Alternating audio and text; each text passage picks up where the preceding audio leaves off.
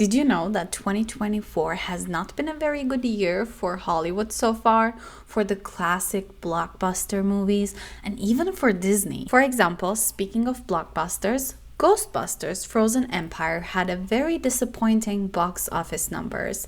It apparently didn't even have $160 million box office, and they say it's raising concerns about franchise viability. That's mind-blowing, and I know I seem happy about it, but I'm gonna tell you guys exactly why I'm happy about it. And if you're trying to be a screenwriter, trying to break in, if you're trying to be a filmmaker, trying to break in, like working so hard for years and years and years and nothing is happening, I'm gonna tell you exactly why this is the right time to continue trying. And we're gonna learn a lot today. Another thing, Arthur the King, that's a Lionsgate movie, the budget was $19 million and it made 30-something million worldwide in the box office. That's just not gonna cut it for the studio, producers, director, and actors. It's just not it. And don't even get me started on Madame Web. I didn't even watch it because everyone thought it was a waste of time, and I believed them. My time is worth more.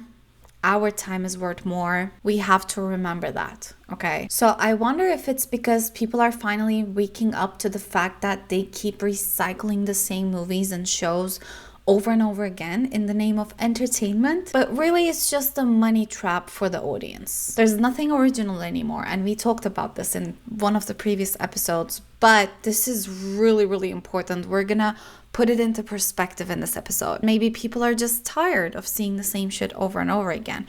Or I wonder if it's the fact that we're finally waking up to how the storytelling of movies is so mechanical, it's so mechanized. I love teaching screenwriting on this channel and sometimes on this podcast. And yes, some of these structure and plot points, tools, and rules are helpful to keep the audience intrigued, keep them at the edge of their seats. But when studios produce the same type of stories, the same type of movies, over and over again in the same franchise, doing this, like applying the same rules, the same tools over and over again with similar plot points in each one, I feel like it's starting to feel like the same old for everyone. In this episode, let's explore what is happening in Hollywood right now, and let's take a look at the dynamics of these studios and their mega flops. And we're also going to learn how to apply this into our own career so we can be the next big hit. Welcome back to A Screenwriter's Secret Diary,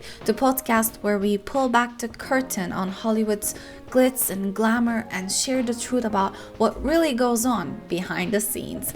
The BTS podcast. Maybe that's what I should have named this.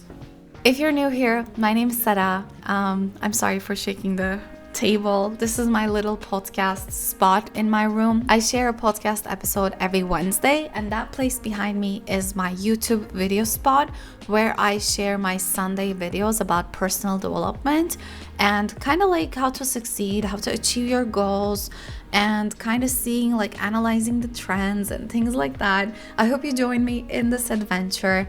I've been a screenwriter in Los Angeles for 6 years. I've been hustling, bustling, grinding, writing, pitching, producing, directing, doing all of that for that many years. And I've learned a lot. And now I want to talk about it because I listen to a lot of podcasts. I listen to a lot of YouTube channels. I listen to a lot of interviews of people who made it. And I find a lot of question marks in there. I wish people told me what I tell in this podcast before I moved to LA and pursued this career. So that's what I'm doing in this podcast. Enough about me. Go grab your coffee or matcha or tea or whatever you drink. You want a boba tea? Go grab it, girl.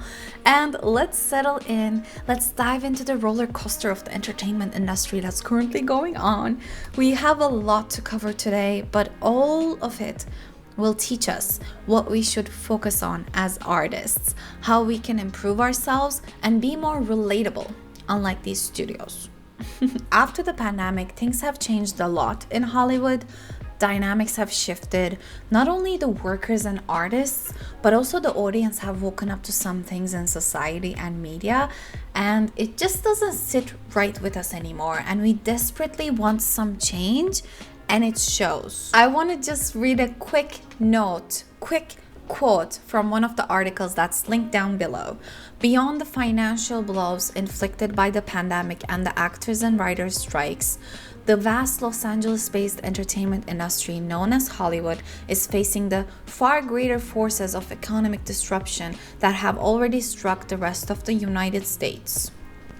I want to unpack some of that while also exploring some of these box office flops, or mega flops as we said in the title, and I want to analyze why these failures signal a need for change among these producers and studios, because it's evident that things are changing and shifting, and if they don't want to lose touch with reality in the process of that, they need to start working now. First, let's focus on the big picture, the lingering impact of the COVID lockdown. And on top of that, when that was over, in 2023, they were finally getting back to it, writers, actors, and film crew members started a strike.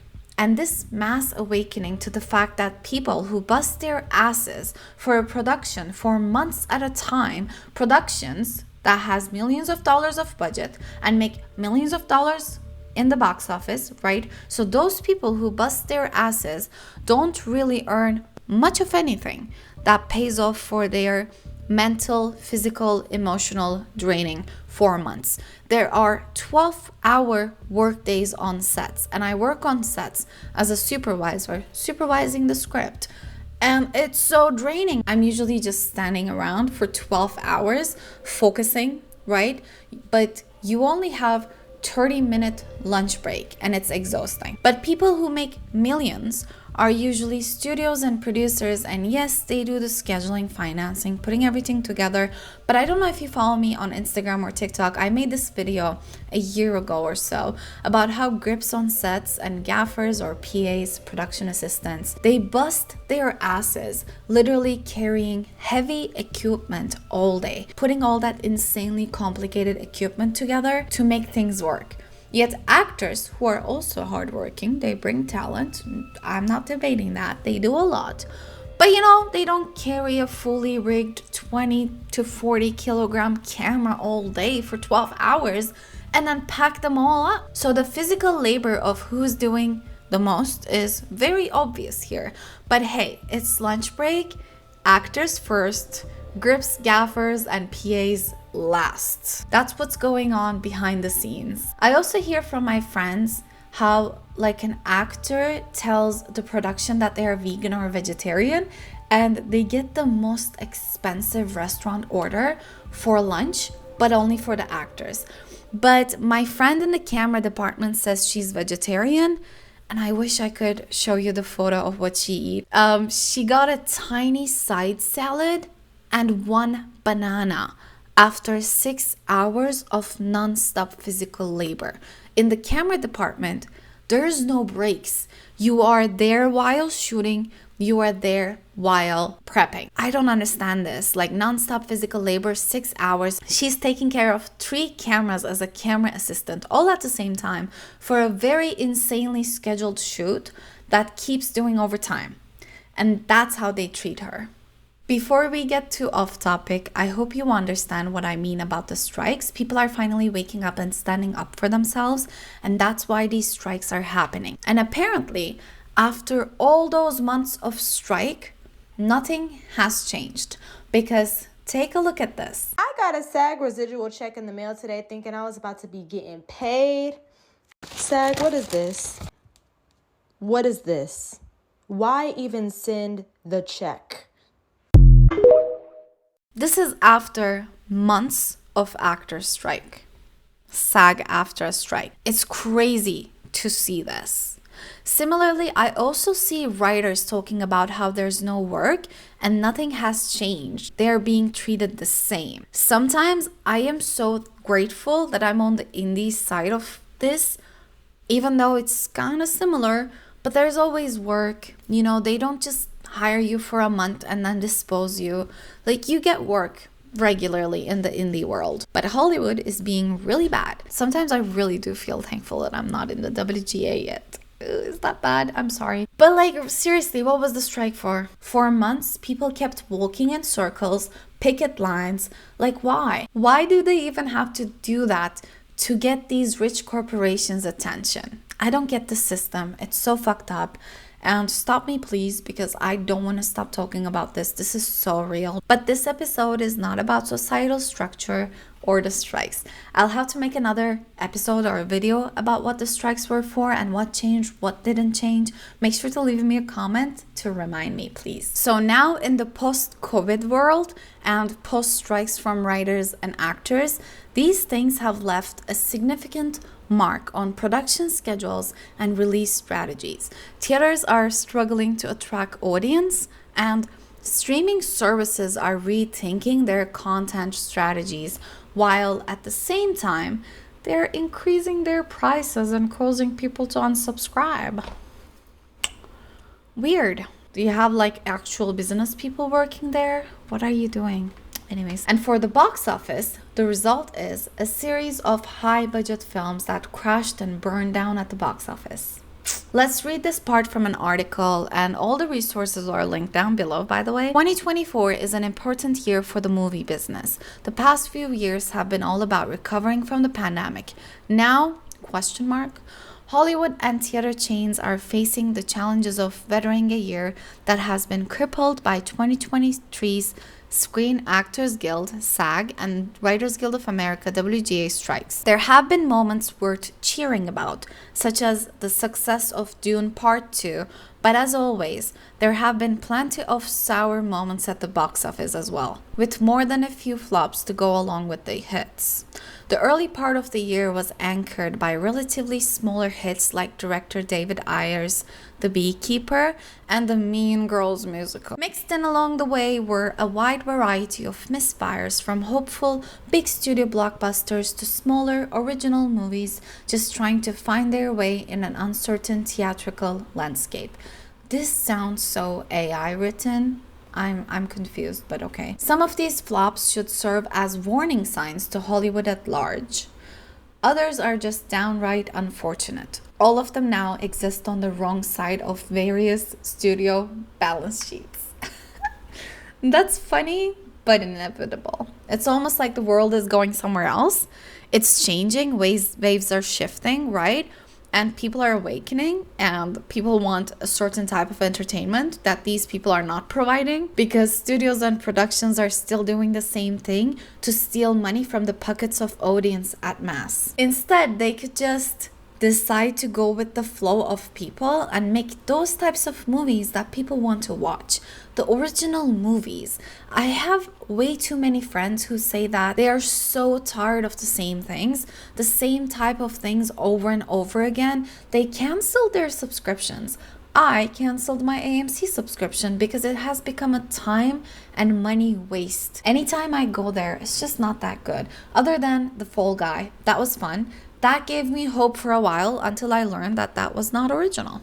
It was based on some 80s or 70s TV show. Why? That could have easily been an original movie. I'm sure there's some new writer out there with amazing original movie about stunt people on set. It makes me so annoyed because there's an opportunity stolen from someone else. Stolen from an authentic, talented writer waiting to be discovered. But the entertainment industry is too busy recycling movies and shows and hoping that the audience are stupid enough to continue doing the same thing. I have an episode on my podcast about it. The version on YouTube is called We Want Original Movies. It's episode 7, and the podcast version on Spotify or Apple Podcast is called Why Movies Today Suck. It's one of the biggest episodes that got a lot of views. If you want to check it out. I guess it was good. That's why it got views, question mark. Anyways, moving on. So they'd rather get a writer they know, adapt that same old movie or show quickly, shoot and move on. It's almost like a factory at this point. And us original writers and artists, we're trying to enter a factory. We're trying to enter the factory of entertainment industry. I don't want that. The fact that it's based on something, it's almost like a safety net for them. They know people will come and watch it, not only because it's Ryan Gosling and Emily Blunt, but also it's based on something. But moving on, I found this other article. It's a Variety article titled New year, new headaches. Here are 5 burning questions facing Hollywood in 2024. The entertainment industry is wrapping one of the most chaotic and costly years in its history. From striking writers and actors to swooning stock prices, 2023 didn't lack for drama. But even as Hollywood looks to put all that in the rearview mirror and get back to business as usual, the landscape remains treacherous. This is AI. This is like ChatGPT. Damn. Okay, Variety. Wall Street has big concerns about how media companies are handling the shift from cable to streaming. The box office hasn't recaptured its pre-pandemic stride. Once the epitome of coolness, late night TV is suffering from a full-blown identity crisis. So this article also has subtitles that kind of intrigued me. 1. Where are the blockbusters? And the first line of this subsection is, if you own a movie theater, it's looking pretty scary out there. And it basically goes on to say that Batman and Avatar don't have sequels lined up for the next 12 months. Captain America Brave New World and Mission Impossible 8, which are high-profile movies, apparently. That's what they say. But to me and so many other people, they're just a 200 movie in another franchise that we don't care about anymore. Sorry, Hollywood. Like, wake up. You're really starting to lose the appeal here. Anyways, but these ones were apparently postponed to 2025. The article also mentions Dune Part 2 and Deadpool 3. They're doing well, but not good enough for the studios on the big picture. Cool. I love Deadpool. That's like one thing I actually like, but like still stop. You know, if someone misses Deadpool, maybe they can just go back and rewatch. Maybe do something like Deadpool. There's a lot of people who wrote like, I have a superhero movie just waiting for someone to get. And it's not just me, it's all writers. All writers have a superhero movie idea. Why don't you just do that? Question mark. I actually love where this is going for new writers, aspiring writers with original ideas. At one point, they have to start seeing that people demand original movies. People want authenticity and originality. People want to see real people on screen. People want the old jazz back. The old-timey movies where original stories were thriving. That's what people want. Whoever I talk to says the same thing. They keep watching this like new, unknown indie movie that's made in Europe or something just to satisfy their need for original stories. And Hollywood is just not providing that for them. So that's why I'm happy I'm in the indie world. Or this is maybe for people who are awakening to the fact that even the entertainment industry has made us into, I don't want to say slaves, but passive consumers, brainless consumers. These franchises and the 100th remake of the same thing, it's for those people who don't think and don't analyze as much as we do. They just go with the flow, go with whatever is out there. But us people who care about art and genuine creativity, we crave the genuine, authentic, original stories that inspire us. I also want to read one more thing. This is on Los Angeles Times and it wants me to subscribe, which I won't be doing. So we will open it on another place called dailyitem.com, linked down below. The title is Behind the Stunning Job Losses in Hollywood, the audience has moved on. Oh my god. This is written in June 16, 2024. This really looks like AI written again. I don't understand this. Like, hello? Anyways, the iron fist of history seems finally to be coming for Tinseltown. Question mark? What was that grammar? The decades-long way of making money in the film and TV industry has been turned upside down by new technologies, changing public appetites, and the globalization of the workforce. The key thing here is that you have so many of these things happening at once that it's really hard for anybody to feel confident, said Kevin Clovden, I want to say, an economics expert at the Milken Institute, who has done extensive research on California's entertainment industry. That's a very, very real question right now on the business side that's playing out because nobody's quite sure of the economics. What is clear is that the numbers are bleak for box office receipts, filming activity, and especially employment. It's kind of sad as I'm reading this because employees in the motion pictures and sound recording industries earned on average $2,600 a week last year, making up in total about 5% of LA County's wages in the private sector, although less than 3% of employment. That is sad, even though we are having fun in this video talking about this, because I'm happy that the industry is going to change. But it is sad for the working people at the moment because, things are not going very well. Okay, let's get back to the hopeful stuff. I heard this saying from a creator on YouTube who I love so much. Her channel is called Uncomfy. She's a clay artist. She makes handmade items and she's just amazing. She said, people want to support people. It stuck with me, and I think it's important for this episode, for the entertainment industry, for the future of the films and shows, because people don't want to support artificial studio films with big, unrelatable, filthy rich stars and fill those filthy rich producers' pockets anymore. People want to support people. People want to support genuine artists at this point, not big corporations that get behind the talented artists and use them as puppets. They are waking up to the reality that they're choosing not to support that anymore. That's also why YouTube took off, right? And TikTok became a huge thing.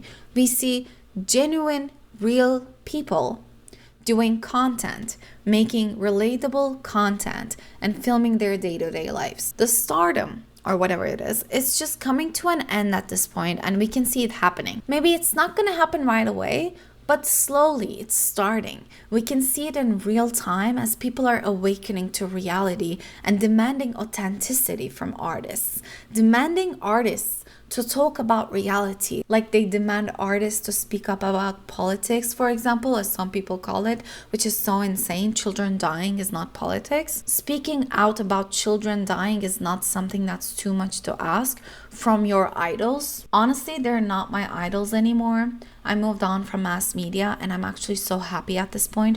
It's ridiculous how happy I am that I've moved on from mass consumption of stupid movies and shows. And I'm not calling all of it stupid. Of course, there are some amazing ones. On Netflix, on Hulu, there are genuine ones that you see the OA, like the actress, who's also the writer, I think. She created it with her heart. You can see that. Friends was relatable back in the day. Schitt's Creek, they created it with their heart. You can see that. You can take those shows and you can see the ones that were created with their heart. Winx Saga, oh my god, it's not good. It's not good. I'm not gonna say anything good about it. Winx Club was my favorite thing as a kid. That probably inspired me to become a writer. But then I see Winx Saga, which was not created with anyone's heart. Give me that show and I will create it with my heart because I loved those characters. What's with the appeal of sex going on? That's the only reason they lost. They lost it. Season 2 was filled with so many sex that didn't really have anything to do with the storylines that season 3 got canceled. It was just like, oh, bye. Nobody relates to you anymore. Because what the heck? There are so many amazing stories in Winx Club and you take sex out of it? I'm so confused. I am so confused. Anyways, moving on. Looking at Disney, it's interesting because they expanded into streaming and they say the quality of superhero movies is going downhill. Star Wars spin-offs are just not that good. People are not that interested in it anymore. It was a great franchise. No one is saying it's not. But we've moved on. The new generation is here now and you can't recycle old movies and old stories and old franchises and expect Gen Z and millennials to follow through at this point. We demand original movies and shows to become the next hits. The younger generation has arrived and I think the sooner entertainment industry accepts that, the better. Disney Plus also apparently struggles to turn subscribers into profit. At some point, rumors were circulating about Disney selling ABC to generate cash, but then they said they won't, so there's that. But in real time, in front of our eyes, we can see that the studios and production companies trying to stay relevant, trying to stay in the game, while they're ignoring one big thing that can actually take them out of this, which is literally hiring new, young generation writers who are ready with new franchise ideas, who are ready with new Harry Potter, which is so crazy. Do we need a Harry Potter TV show? The writer, the creator of that entire universe, She is no longer relevant. We don't like her anymore. You know why? You know why. I'm not going to repeat that whole thing about her. But we don't like her anymore. Nobody's going to watch that TV show. Nobody will, and you can't convince me otherwise. If anyone is missing Harry Potter, there's a lot of films. Rewatch that, which I do all the time. You should do too. I don't anymore because I don't want to support her. It's crazy. Why are we still doing the same things over and over again? There are so many new writers with Harry Potter-like women empowerment, LGBTQ plus, wizard, witch, school, whatever, anything about Harry Potter. There are new franchises just waiting for you guys to discover them. But instead, you want to invest millions of dollars into Harry Potter that's written by that woman we don't like anymore. What kind of a marketing strategy is that? I'm sorry, but like, Hollywood is dying not because of COVID lockdown or anything else. It's because of the strategies. Because of the wrong strategies. I don't think anyone is advising them properly. Like, I'm sorry. I don't get how they don't understand that people want original movies and shows. I really don't get that. Because Netflix became a big thing because they were doing original movies and shows. So now what's up? What's up with that? I also want to say I'm sorry, but your writers, most of them at least, are no longer relatable and no longer relevant. I think it's because they've been trained by Hollywood to continue the cycle of making whatever works, whatever makes money, right? We talked about Michael Jamin, which I love him, nothing against him, like I literally love him, but him saying, look like a bag of money, which I hate. That saying, I hate. I know he's giving a great advice, but it sucks. I'm sorry. It just sucks that I have to look like a bag of money to get Hollywood to like me. So then these writers are not able to think outside the box. Or maybe it's not the writers, it's just simply studios and producers pushing them to write EU movies and 200 remake of whatever 100 film in the same old movie franchise. Like, no, we're not interested. It's time for you to shift your perspective. And I also think that movies and shows shouldn't be scared to talk about relevant things that are going on in our society. Because younger generation is so woke, and I don't use that word in terms of woke like we see, which that is also true, but they are awake to the problems in the society. And they don't want to, some of them want to numb themselves, but some of them don't want to numb themselves. They actually want to make a change in society. And I feel like movies and shows should talk about all of that, like technology rapidly changing, the fear of AI, the celebrities and billionaires going out of style, the mass awakening to some things like spirituality, history, and education, and community taking center stage rather than individualism, which I want to talk about it in one of the Sunday videos. But I think people are more interested in the message of a movie and themes that naturally come from the relatable, three-dimensional, realistic character rather than just the movie being popular or having a name. It's no longer relevant. And yeah, the sooner you accept that, the better chance you have to survive this crazy thing that you're going through right now. Yeah, so we've moved on from that. We're going towards a more authentic and genuine expression in art, which includes films and shows, by the way. If you didn't know, producers and studios, I know you're using them as a tool to squeeze millions out of middle class and poor class citizens of the world. But visual storytelling has always been an artistic medium. And I think we are reawakening to that reality. Why do you think web series and short films become such big hits? Why do you think people search up those skits on TikTok? Because it's relatable, it's realistic, it's reality. Oh my God, I thought the same thing like 2 days ago. Wow, you made it into this comedy. That's hilarious. Wow. Oh my God, you're talking about the societal problem in such a real way. I relate to your content so much, right? That's what we see in the comments of these people making actual art. That low quality video you saw, that's more of an art than the next Star Wars movie. How about that? So yeah, there's a lot of other things I wanted to mention in this episode, like how late night TV is also in a crisis. They're having trouble with staying relevant. I wonder why. So basically, I don't want to get into the nitty-gritty, but it's clear that Hollywood needs to evolve. The mega flops of 2024 should be a wake-up call for producers and studios to rethink their strategies and reconnect with their actual audience. And that means coming to our level, which means you have to also accept the unfair treatment we go through. You also should wake up to some realities and the fear of the future that millennials and Gen Z are going through, which literally makes them not want to have kids.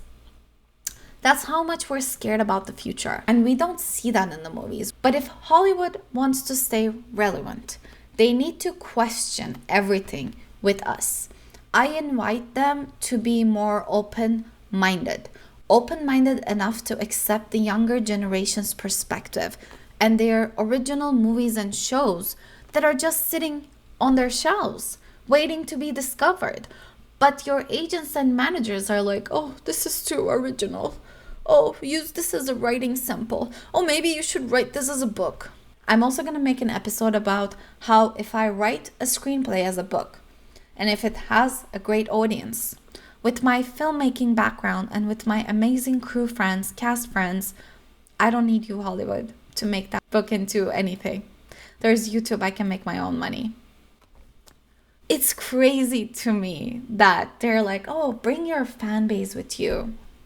Then what are you doing as a producer who trained in marketing?